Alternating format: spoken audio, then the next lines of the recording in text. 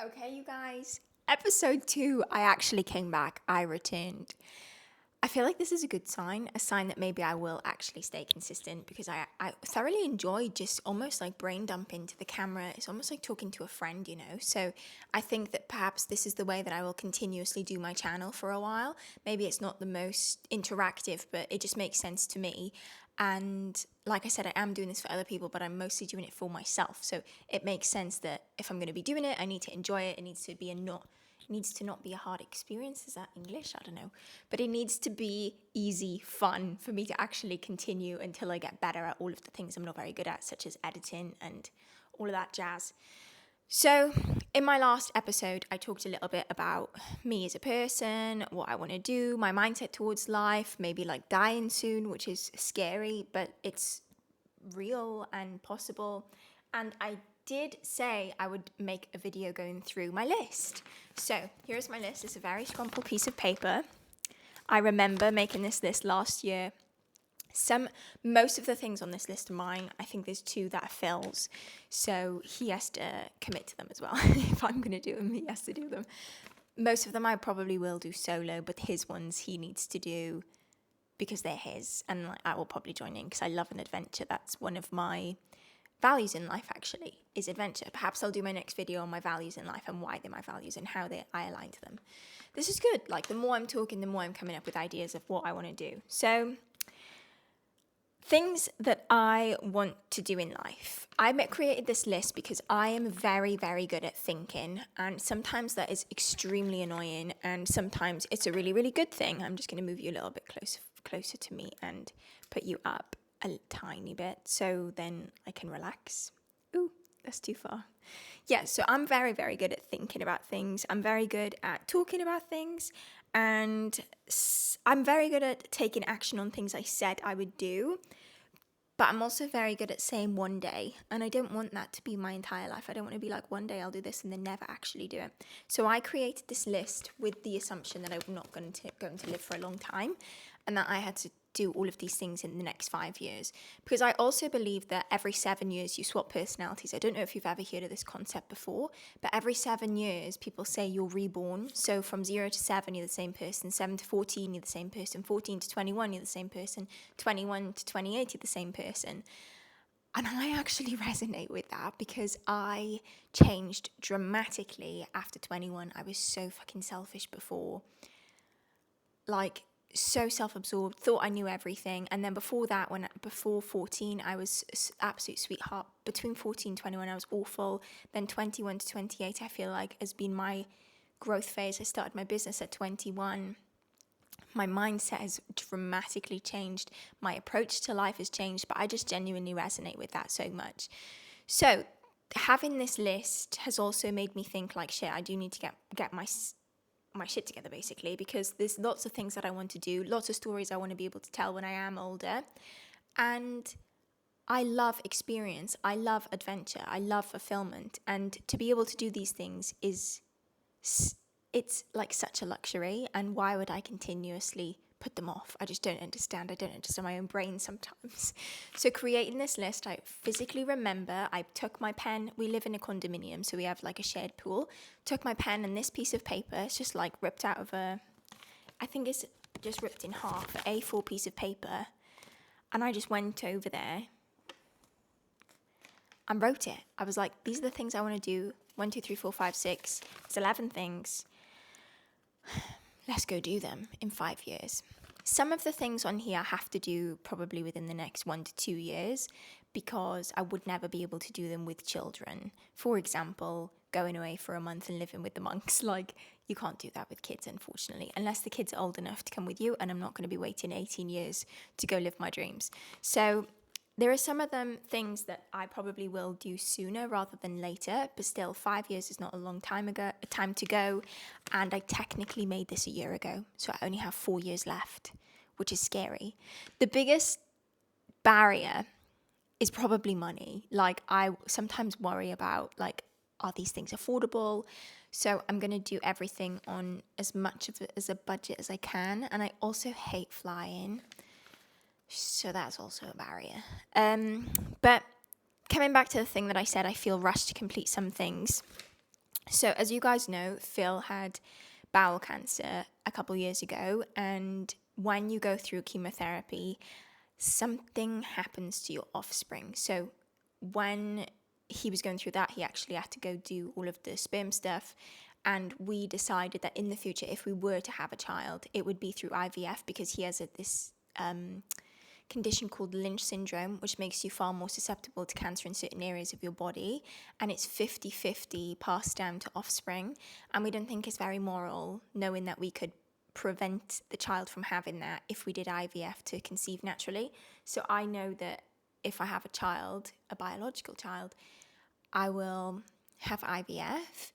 And Phil is on a time crunch because he's going to be 39 this year. We have an age gap, by the way. Look at me opening up about all of my life.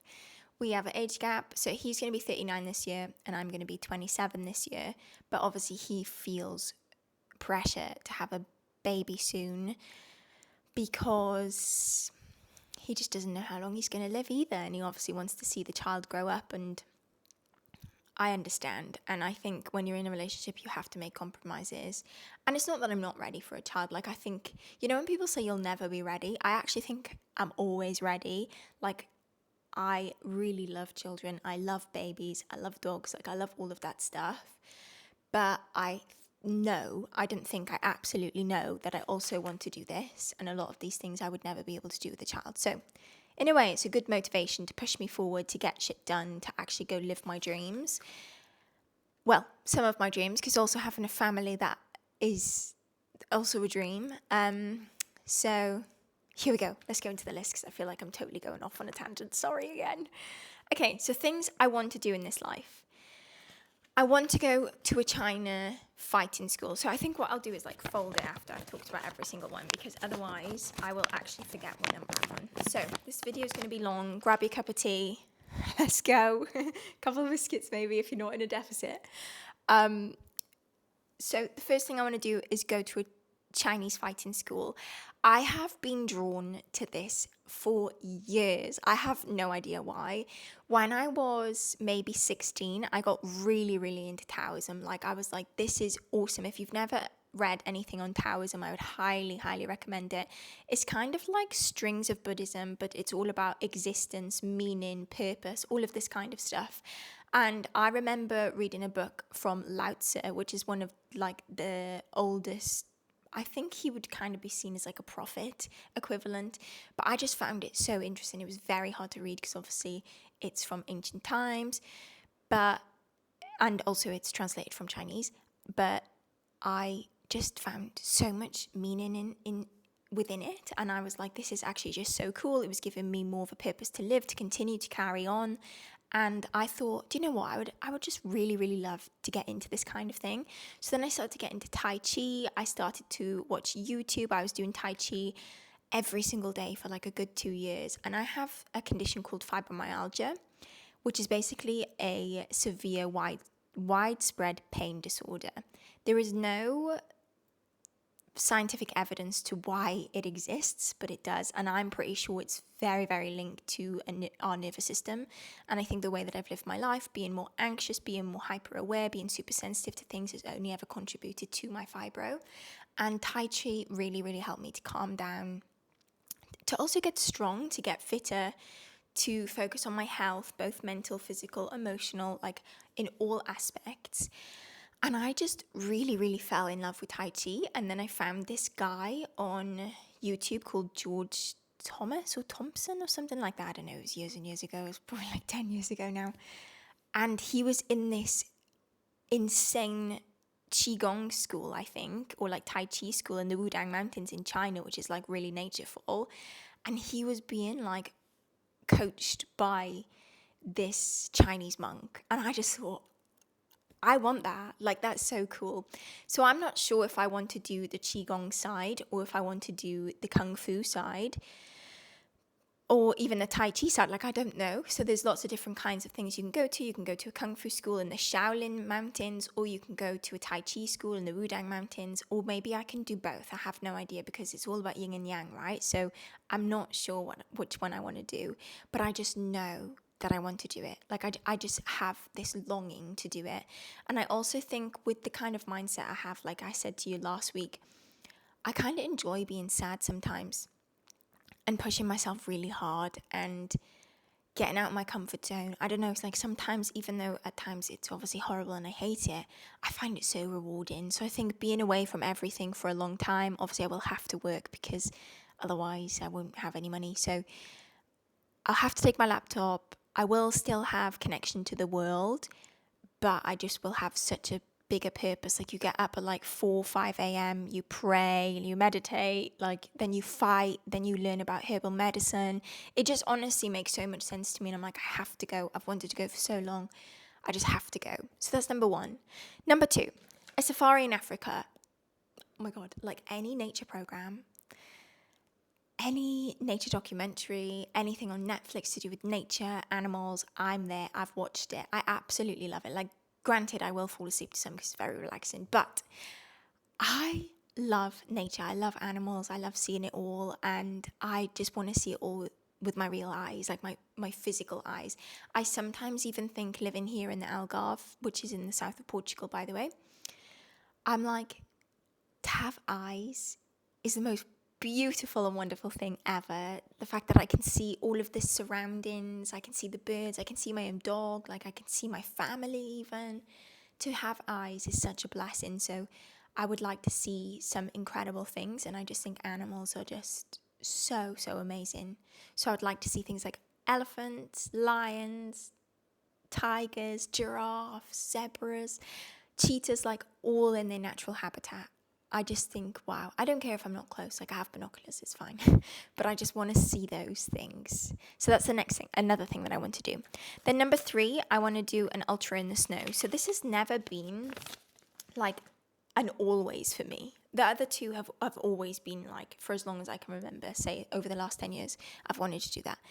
But doing an ultra in the snow is very new. Phil basically did that ultra in the desert, which inspired me to think differently about running. And I'm like, okay, so if he's done that, 2 marathons in 2 days, well, 2 ultra marathons in 2 days, I think I can do a marathon.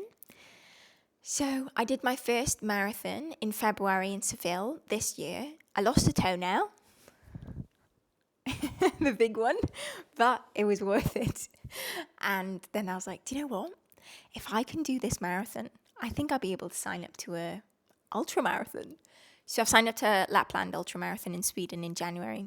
I think it's in the end of January, and then it stops in February. And I thought, do you know what?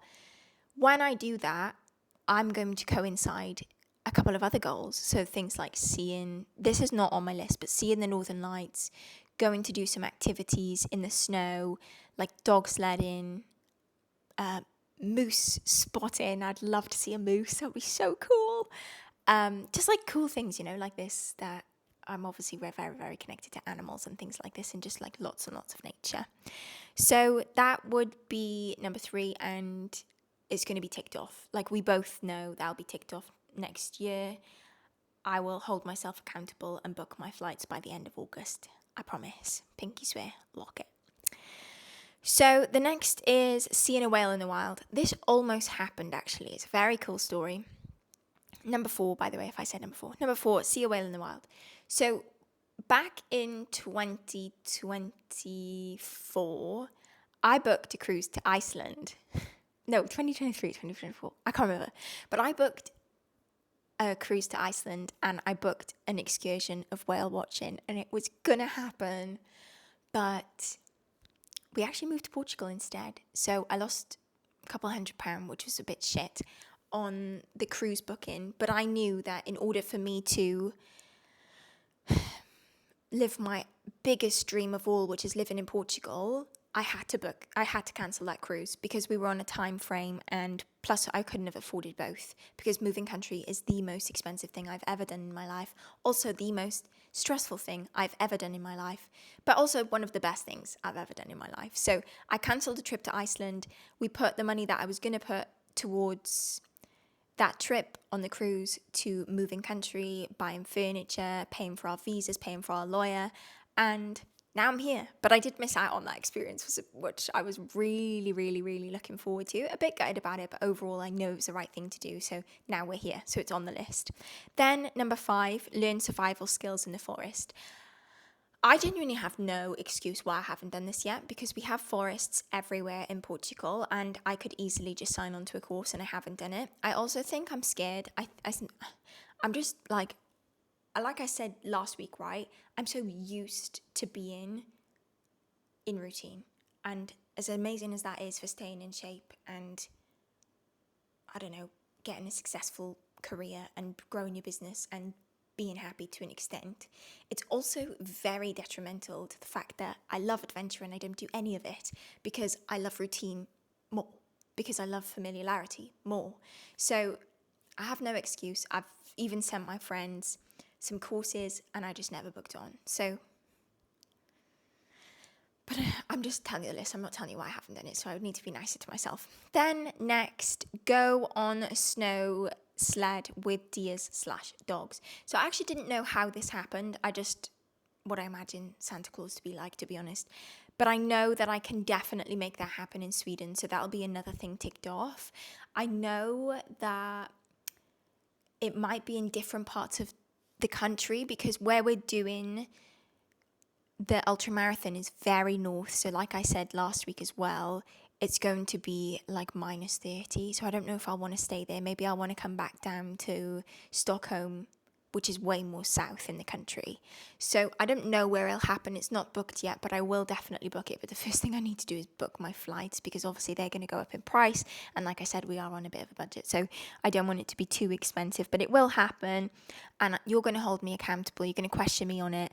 And I will obviously take videos of proof that it happened. And I'm just smiling because I just think it'll be fun. Honestly, it's so scary but so exciting. Do it, like, just talk about this stuff. And I genuinely do really like my life living in Portugal, and I do really love my job, but I also think that it's not enough for me. It's not enough to fill up my cup. It's not enough to cause excitement, because I've just normalized it for years and years. I don't get excited to go to work anymore. Like, it's just normal. I enjoy it. I love working with women. I love learning people's stories. I love connection, but I don't get the feeling that I get when I'm talking about adventure.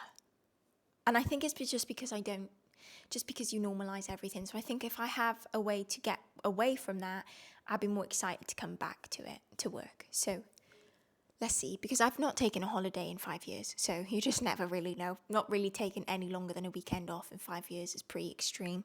So I think that's why I'm excited.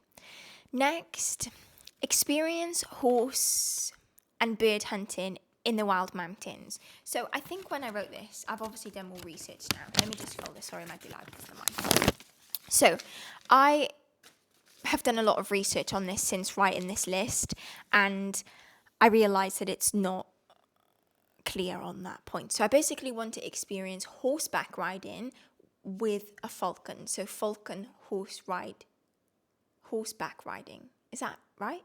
Falcon horseback riding. Yeah. So I've seen videos on this now, and I put on there, just shows that I had no clue what I was on about, but I just had this vision of what I was going to do, and I thought, it'll be in this country, but I had no idea. So I put on there Montenegro, but that's not the case. You can go to like Mongolia, so I got the M right, or Kyrgyzstan, somewhere like that. And I actually think what I'm going to do, because Kazakhstan is right next door to China, and I hate flying, as I told you, I think what I will do is coincide those two trips together. Basically, what you do, you go on almost like an adventure on horseback, and you stay in yurts, you sleep and eat with the locals, you learn lots about the land, and I just think, how fucking cool. Like, that is insane. So that's what I'm going to go and do. I know that this is probably going to be a bit detrimental to my business, because I won't be able to put as much time in to the growth of the business, but I actually feel okay with that. Like, it's a hit that I have to be willing to take financially, but I know that I can come back here and grow my business. I can always come back at any point. It's okay. And like, if I save up enough money, hopefully that'll cover me for a month, and my clients will support me still and stick around, because obviously I'm still going to be doing my job, but I just won't be able to I can put time into the maintenance of the business, but I know if I'm doing all this, I won't be able to grow my business actively. So that's just something that I'm going to have to almost prepare for and be very, very careful about. So if I'm going to go to China for 4 weeks and then go to Kazakhstan or somewhere like that afterwards, there's a lot of considerations to be made. And also I will miss Henry so much. He's there. Let me show you. You can just see his feet. He's sunbathing. So, number 8. One that we have already done, guys. See the Eiffel Tower at night. So, I wanted to see the Eiffel Tower at night because I had seen videos of it. And I believe it's like the biggest man-made object in the world, right? Or in Europe. That might be so blonde. I'm not sure. But I just wanted to see it. And when I saw it in the daytime, it actually, I don't know why I have admiration for this stuff, but I do, right? It made me a bit emotional because obviously it was made in times where machinery was not that advanced. There was no AI, barely any like computer machines, anything. Like, probably made so much more by hand than what we could ever imagine. And it's metal. Like, I even find how people chisel rocks is like insane. But people have done that with metal. Like, what the hell? So even just seeing like the design on it close up made me a bit emotional. And I just thought Paris was such a nice place. Loads of people were like, Paris is smelly, Paris is dirty, Paris has got rats. I'm like, I don't care. I want to go and experience it for myself.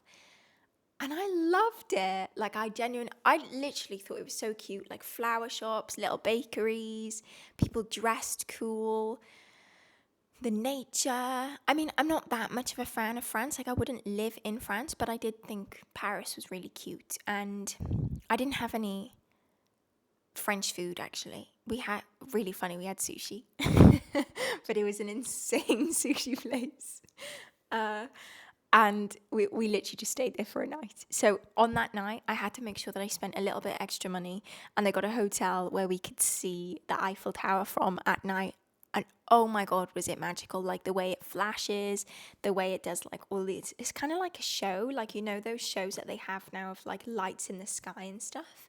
It was kind of like that. And I just saw, wow. And it was such a vibe as well, because there was like a live band playing in the restaurant we were sitting in at the top of the hotel.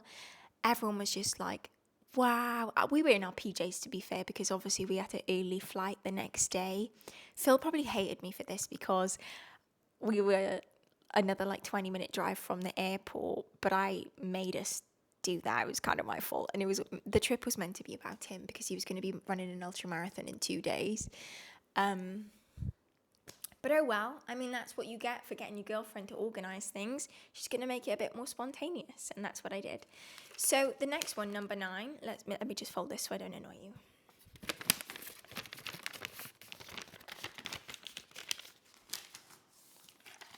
Okay. So number 9, experience life in India. This was Phil's. So even though I would like to go to India, and when I think of India, this is probably really, really white girl chick of me, but I just think of curry. And I'm like, yum. I would like to go to India to try the food. But I understand also that the south of India is very, very different to the north of India. It's kind of like all of Asia, isn't it? Like, in our head, because we're from Europe, we assume that it's very, very similar, but each country, each part of the country is going to be vastly different. It's the same even in the UK, like Wales to England to Scotland. It looks different. People are different. Like, it's going to be different. So I don't really know what he meant. He just said experience life in India. So I guess that's what we might do together at some point. I feel like I'm not in any rush to do that. I know that I wouldn't go on my own. And if I did go on my own, I would defo want to dye my hair brown. Sometimes I feel like this hair sets me back a bit. So I'm not sure if we will go, when we will go. Don't know. We haven't really talked about it. Then number 10, watch bears in the wild. preferably catching fish. So I don't know where that will happen. I've done a tiny bit of research and I saw that you can do it in Canada or you can do it in Alaska. I love the idea of going to Alaska, but it is so much more expensive than just going to Canada. So I have no idea. Like, I have no idea how that's going to happen. I need to do research into it. I also think it will be expensive, but I also think it would be a trip of a lifetime and like so much fun. One thing I have been doing, actually, I will show you now, is doing some research on this app called Trusted House Sitters. So basically you can just have a look to see what accommodation is free at that time that you want to go to that country, and you just look after people's animals. So I've had, like, I even have messages now. So I have had maybe like 3 people from this website come and look after Henry whilst we've gone back to the UK, because I always feel that if we're going away somewhere, it's already very expensive, and then you have to add, I don't know, 300 to 500 euros or pounds on just for someone to look after your dog for a week. And I'm like, Jesus Christ, this is a huge hit. Whereas on this app, you pay around 300 euros for a year. And then everybody who comes to look after your dog or your pet basically does it for free. This is not sponsored, by the way. I'm not even popular enough to be sponsored, lol, yet. But I think what's great is that obviously, like, I could use that too. So people come here and they basically exchange living in our house because it's such a lovely house and it's a very desirable area, that they would live in our house and look after our dog for free in exchange for a holiday and accommodation. So I'm happy to do that in Canada, and there's lots of opportunities in Canada already on the app. I don't know when I will go, obviously, but I saw that, you know, what's pretty cool is that I could even go back to the UK, and now you have direct flights from Cardiff, where I'm from in the UK in South Wales, to Canada directly. So I'm like, that could even be great that I go there and I do that and whatever else. So that is a definite, like, the thought of seeing bears, like actual bears, like, what was that film called? Oh my God, I can't remember. You know, tell everybody I'm on my way. I can't remember. That's really embarrassing. I just did that. But you know what I mean? That movie, right? I watched it every single day growing up. Oh my God, I can't remember what it's called. My sister would know. She's so good at that stuff. But I just want to see the bears in the water catching fish, just like that movie. Like, it has to happen in my lifetime, and I'm sure that it will happen in my lifetime. And I'm so excited, and I just know I'll cry when I see it. Like, oh, I'll cry when I see all these things, I think. That's how you know you're doing something good. So the last thing on my list, ride a camel. And I did it. I actually did it. Oh, it was so much fun, honestly. It was so much fun. Also really scary. So much higher up than what I thought. And smelly. But they were really cute. Like, their faces were cute. And I don't know even if it's ethical, and I'm really sorry if it's not ethical, but I mean, these men literally cared about their camels so much. I'm assuming that it is, and they wouldn't let everybody ride them. They only let 2 people ride them. So I feel like maybe it was a good thing. But like, we were on the sand dunes. The sand dunes were massive in the Sahara Desert. Like, I can't even explain to you. They were so scary. I was so scared to run down them. But like, you'd even see the camels just run across as like silhouette in the sunset. It was beautiful. We camped in literally the open desert. Like, honestly, what an insane experience, and I'll be forever grateful for that. So honestly, yeah, how crazy life is when you just say yes to more opportunities is so cool. So there are a couple of other things that I want to do that aren't on the list that I've changed and like thought about over maybe the last year. Number 1, Camino Trail. I want to do the Camino Trail. This basically goes from France all the way to the end of Europe in Portugal. So from France through Spain into Portugal and the end of Europe, there's like this point, and then that's like a pilgrimage. You grow as a person. It's a spiritual experience. I don't know if I do the full thing. I think maybe I just do some. Then I would really like to explore Portugal a little bit more. There's Gerês, I think that's how you say it, National Park in the north, which is basically ages away from us, but I would really like to go and explore. Then there's also the Fisherman Trail. Now, if you know me, you'll know that my spiritual number is 27. That's what I have tattooed on me right here. Every time I'm stuck, 27 will appear somewhere. Whether it's I need to turn left or right, I need to buy this thing, I need to do take this option. If I ask for a sign, it's usually a 27. It's just verification for me that I'm on track or I'm doing the right thing, and or to go and do this instead. That's basically just what's happened for my entire life, and I mean, I'm really grateful for it, and it just helps me a lot with direction of where I'm meant to go and what I'm meant to do. So there is this trail in Portugal called the Fisherman Trail, and it's 227 kilometers long. It basically goes from by Lisbon all the way down to Lagos, which is the city over from us. So I'm like, that's a sign I definitely need to do that. So there's 2 more things I want to do. There's also maybe like some hikes that I would want to do throughout Europe, but I know that I could do that if I have a child. So I'm not in any rush to do that, even though sometimes I feel pressure that I should be exploring my own country before I go and explore others. But I mean, I'm just putting myself in the deep end, and what kind of person would I be if I wasn't doing that? So there's lots of other things that I want to do. I think the biggest motivator for me to do all of these things is to tell really, really cool stories in my future. Like, I want to be the grandma who said, yeah, I went to the rainforest, I went to the Sahara Desert, yeah, I went to China and fought in a monk school. Yeah, I did this. Like, I want to be able to tell the best stories and create the best memories, but also remind myself that life is so limited, and if I keep waiting, I might miss it all. I might miss all of these opportunities to do really, really cool shit and to become the person that I want to become. So let's make this happen. You guys are holding me accountable. And if there's anything that you want to do as well on my list, message me and we can go together.